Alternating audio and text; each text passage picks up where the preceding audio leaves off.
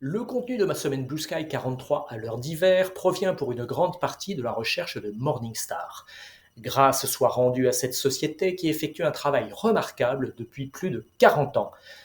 Morningstar vient de publier son rapport annuel sur les plus grandes sociétés de gestion aux États-Unis et en Europe, le Fund Family Digest, avec des données arrêtées à fin août.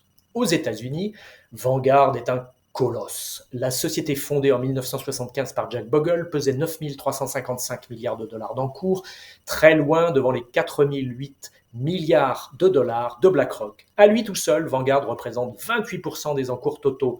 AE3, Vanguard, BlackRock et Fidelity en représentent 50%. C'est un niveau de concentration très élevé. Vanguard est ultra dominant en gestion indicielle, dont il représente 46% des encours.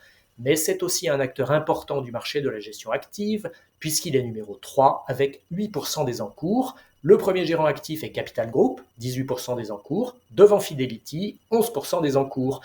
Plus petit, le marché européen est aussi nettement moins concentré. C'est BlackRock qui domine. La société de gestion dirigée par Larry Fink gère près de 3 fois plus d'argent que ses poursuivants immédiats, UBS et Amundi, et sa part de marché est de 15% des encours totaux.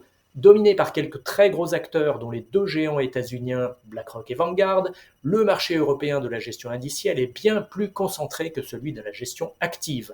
Les 5 premiers acteurs, BlackRock, Vanguard, UBS, Amundi et DWS, gèrent 66% des encours indiciels, là où les 5 premiers gérants actifs, BlackRock, Amundi, JP Morgan AM, Union Investment et Nordea, ne gèrent que 20% des encours actifs.